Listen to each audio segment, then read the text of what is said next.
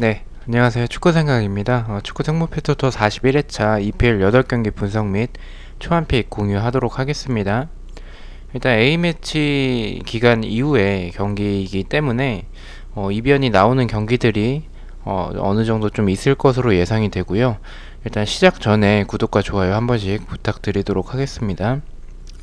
자, 일단 총 8경기가 있어서 영상이 길어질 수도 있기 때문에 최대한 빠르게 얘기를 해보도록 하겠습니다. 일단 20분 내로 영상을 만드는 게 목표고요. 3번 경기입니다. 1위 에버튼 대 5위 리버풀의 경기고요. 에버튼은 브라이튼에게 4대0 승리, 리버풀은 빌라에게 7대2로 패배를 했습니다. 에버튼은 일단 센터백 고드프리 선수를 영입을 했고요. 케니 선수 그리고 홀게이트가 부상이고 리그에서 지금 개막 후에 4연승을 하고 있고 홈에서는 2연승을 하고 있습니다. 리버풀은 알칸타라와 마네가 일단 훈련에서 복귀를 했고요. 케이타, 알리송, 체인벌린 선수가 부상입니다. 3승 1패로 일단 연승이 끊긴 상황이고 에버튼 자체는 일단 경기력이 굉장히 좋죠. 중원에서의 무게감과 비롯해서 압박이나 역습, 크로스, 세트피스 등 칼버트르인도 그렇고 시샬리송이 살짝은 조금 아쉽긴 합니다. 지난 시즌과 비교를 했었을 땐 그래도 칼버트르인이나 하메스 로드리게스 굉장히 잘해주고 있기 때문에 좀 쉽게 득점을 제공권을 활용을 해서 잘 만들어내는 모습이고요. 리버풀은 지난 경기 경기력도 그렇게 좋진 않았지만 운도 좀 없었던 것 같아요. 그 굴절로만 한 3골 정도를 실점을 했었기 때문에 좀 굉장히 좀 운이 없었던 그런 경기였기도 하고 경기력 자체도 좀 좋진 않았습니다. 전반 이른 시간에 빌드업에 이제 실수를 하면서 실점을 하게 되면서 큰 점수차로 일단은 패배했던 리버풀이고요.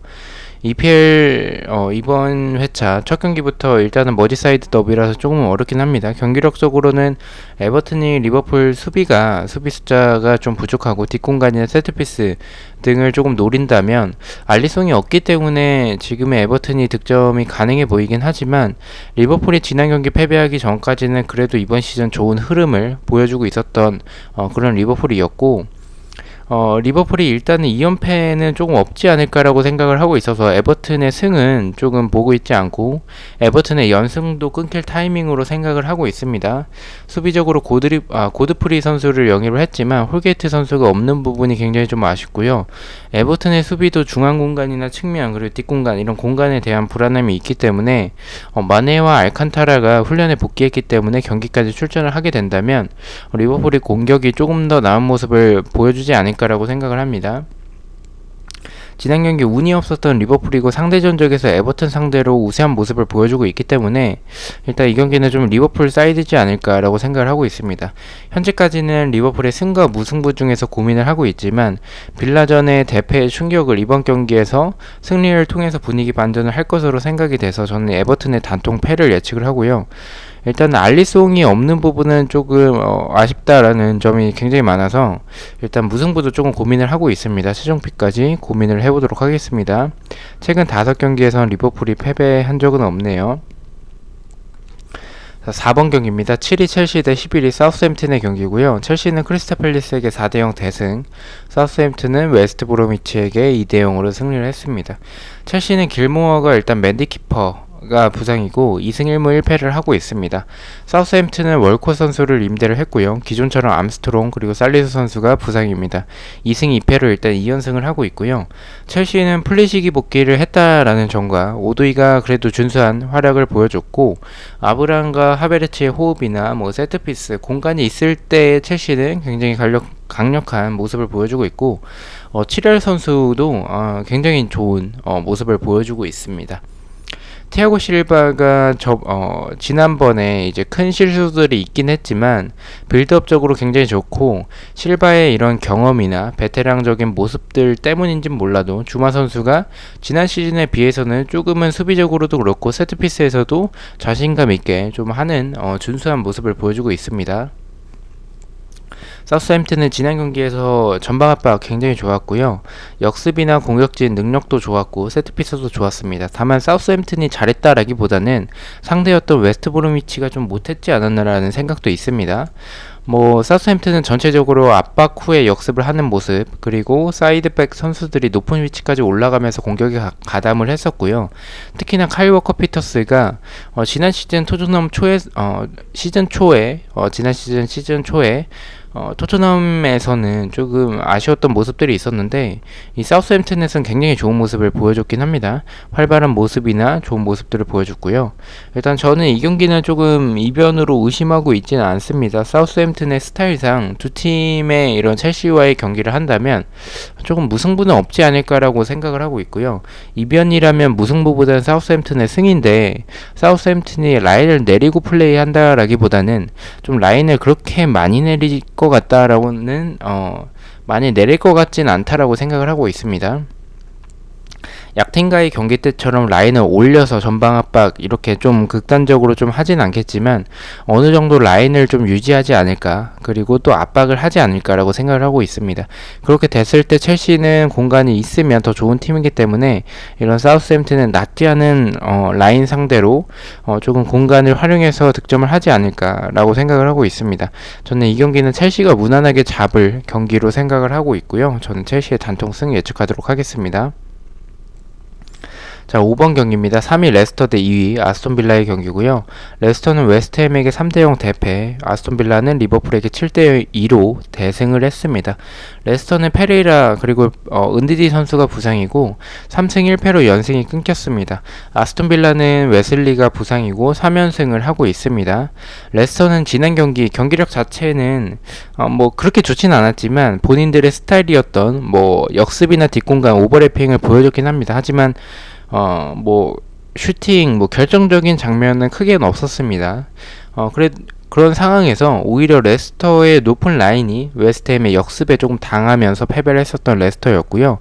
은디디와 메디슨의 공백이 보였습니다.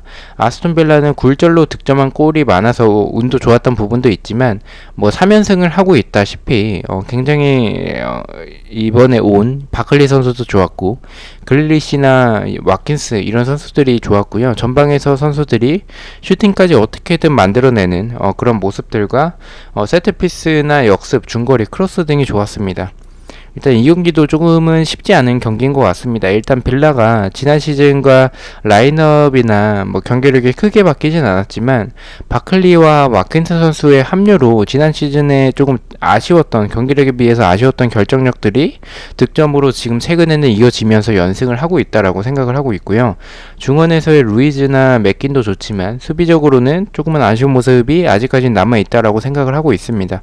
레스터도 메디슨을 복귀할 수도 있다라고 보고 있고 그 부분은 다행으로 보이지만 은디디의 부상은 수비적으로 너무나도 불안한 모습을 지난 경기에서 보여줬습니다. 하지만 수비적으로나 공격적으로나 레스터가 조금 더 낫지 않나라고 생각을 하고 있고요. 은디디의 부상은 아쉽지만 역습에 취약한 모습을 보여주고 있는 그런 아스톤빌라이기 때문에 결정력에서 메디슨이 복귀한다면 저는 레스터가 더 낫다라고 생각을 하고 있습니다. 그래서 레스터 사이드로 보고 있고요. 그래도 은디디의 이런 공백, 그리고 빌라의 최근 흐름과 경기력이 굉장히 좋기 때문에 일단은 무승부까지 받쳐서 이변이라면 저는 무승부 쪽으로 생각을 하고 있어서 레스터의 승무 투픽으로 추천을 드리도록 하겠습니다. 자, 6번 경기입니다. 9위 뉴캐슬 대 16위 맨유의 경기고요. 뉴캐슬은 벌리에게 3대1 승리, 맨유는 토트넘에게 6대1로 대패를 했습니다. 뉴캐슬은 일단 두브라브카 키퍼가 복귀 예정이고 맨리치나 알미론 선수는 부상으로 나옵니다. 2승 1무 1패를 하고 있고요. 맨유는 솔샤르 경질 얘기가 있긴 하지만 아직까지 구체화되진 않았고요. 이 경기도 조금 맨유에게 있어서는 중요해 보이는 경기지 않을까라고 생각을 하고 있습니다. 마샬이 일단 지난 경기에서 퇴장을 당했고요. 카바니 그리고 텔레스 선수를 영입을 했기 때문에 마샬의 공백과 루크쇼의 지난 경기에서 수비적으로 굉장히 불안했던 모습들은 텔레스로 커버가 가능하지 않을까라고 생각을 하고 있습니다. 이번 시즌 1승 2패를 하고 있고요.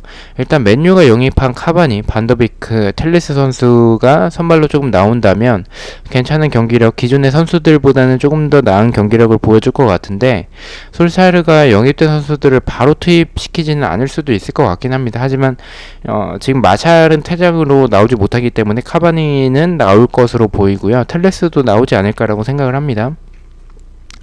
뉴캐슬은 맨유 상대로 라인을 좀 내리고 역습이나 세트피스를 노릴 텐데, 맨유가 지금의 경기력으로 뉴캐슬의 라인이나 좀 낮은 라인, 그리고 두브라부카 키퍼가 존재를 한다면 뚫어내기는 조금 버겁지 않을까라고 생각을 합니다. 카바니가 나폴리 시절을 생각을 해본다면 쉬운 골을 못 넣어서 그렇지 굉장히 좋은 공격수로 생각을 하고 있습니다. 마샬보다는 훨씬 더 찬스들을 많이 만들어낼 것으로 보이는데, 일단은 그때 나폴리 시절의 카바니고 지금은 조금 나이가 있는 카바니죠. 그래서 최근에 카바니의 이런 모습들이나 좀 나이가 있기 때문에 지금의 맨유 경기력과 수비를 조금 믿기에는 조금 어렵다라고 생각을 하고 있습니다. 그래서 일단은 초안은 승무패로 조금 지우는 쪽으로 생각을 하고 있고요. 지난 경기 린데로프가 결장을 하고 바이가 나왔었는데 에릭 바이 역시 조금 불안한 모습이었고, 마샬이 퇴장 당하기 전에도 좋지 않았던 그런 맨유의 경기력이었고요. 카바니가 온 맨유가 카바니로 인해서 좀 달라질까라는 생각이 있긴 해서 일단 초안은 좀 지우는 쪽으로 생각을 하고 있는데 최종픽까지 고민을 하도록 하겠습니다. 그래도 카바니가 어느 정도 클래스가 있는 선수이기 때문에 카바니가 득점을 하지 못하더라도 많은 찬스들을 만들어낼 수 있다라는 그런 생각도 있긴 합니다. 그래서 맨유 사이드 쪽으로 생각을 하고 있긴 합니다.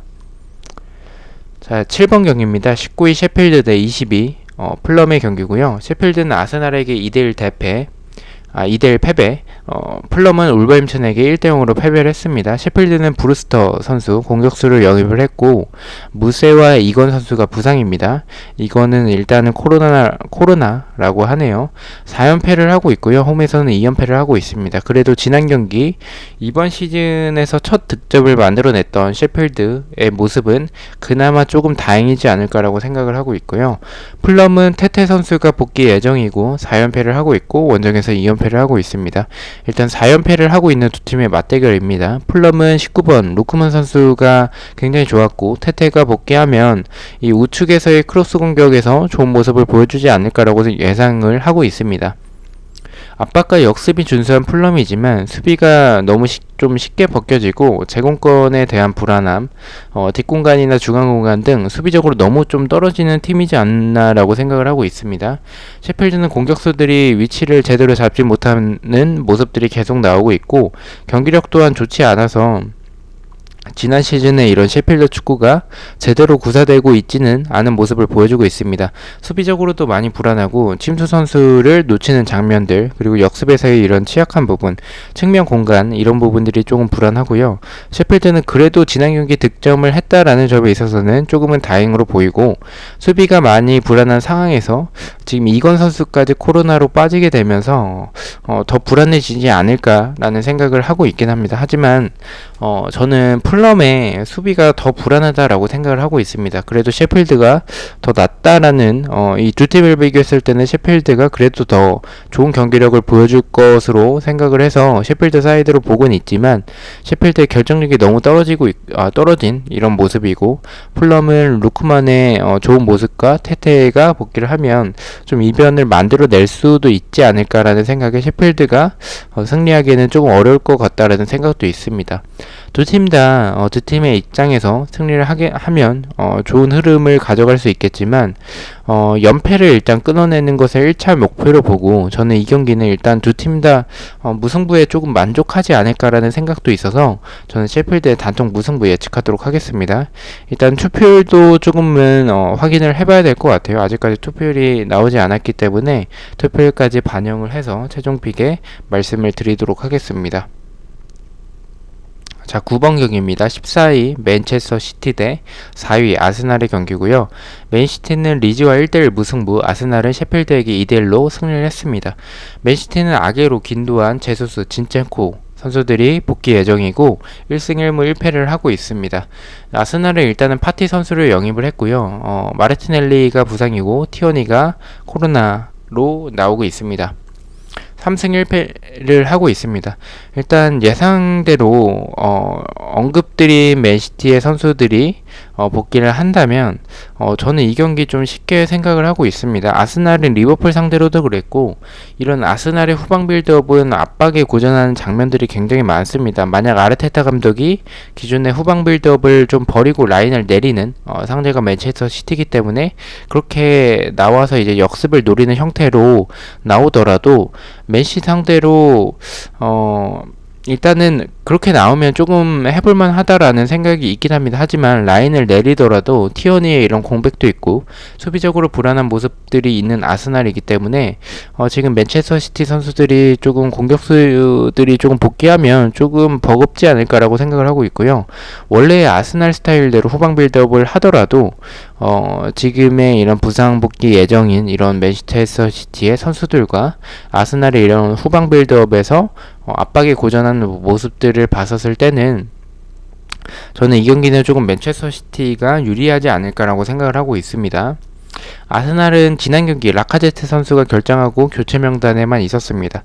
라카제트가 나오더라도 결정력이 떨어지고 대체로 나오는 은케티아 역시 좀 아쉬운 선수지 않을까라고 생각을 합니다. 아스날은 지금 이 공격수만 조금 더 좋은 선수가 있었다면 더 좋은 성적을 거둘 수 있을 것 같은데 그 부분이 조금 굉장히 아쉽습니다.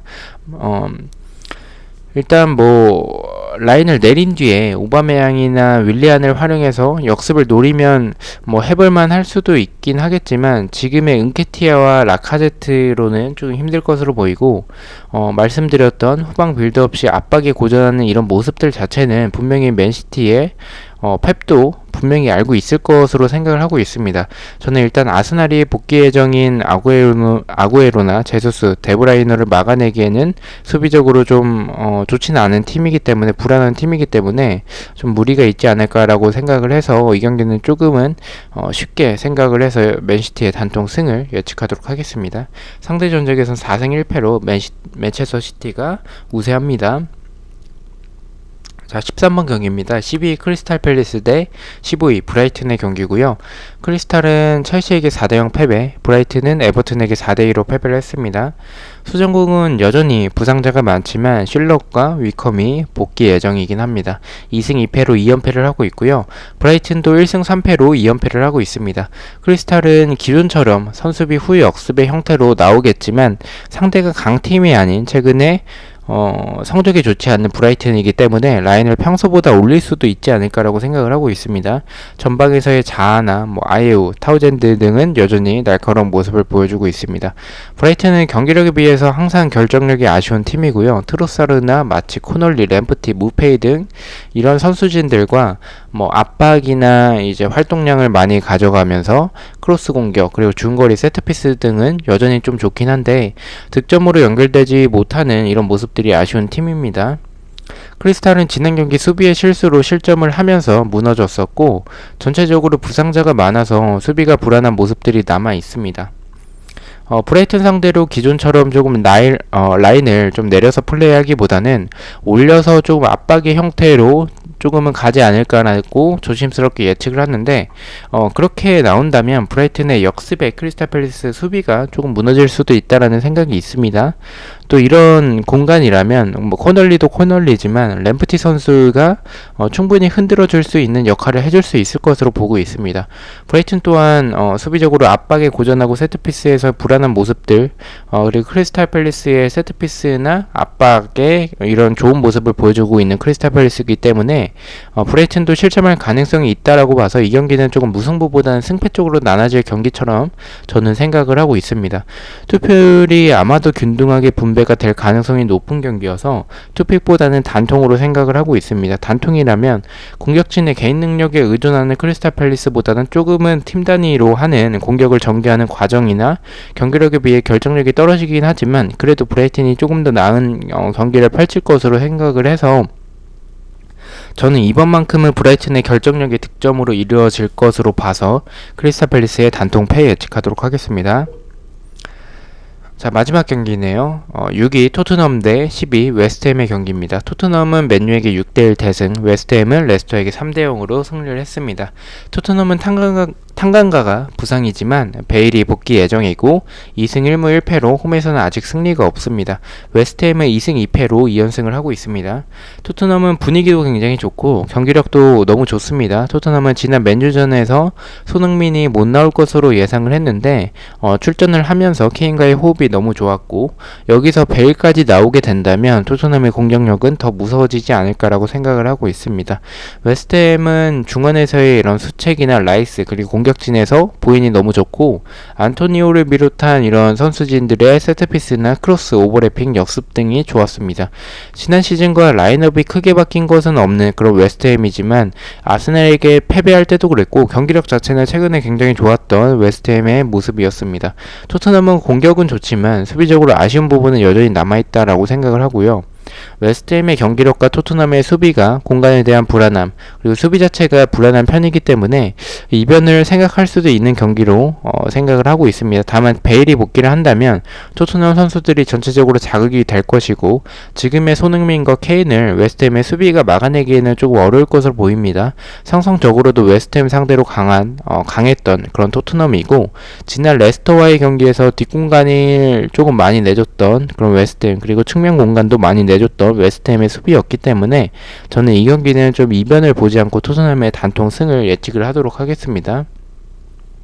우려가 되는 건 이 경기의 투표율이 좀 토트넘 쪽으로 너무 많이 몰릴 수도 있다라는 점에 있어서 조금은 불안하긴 한데 투표율을 조금 생각을 해봐야 될 것 같습니다. 아마도 제 생각엔 투표율 1위가 될 가능성도 있는 경기인 것 같은데 조금 더 최종픽까지 고민을 해보도록 하겠습니다. 자, 이렇게 해서 14경기 모두 공유를 드렸고요.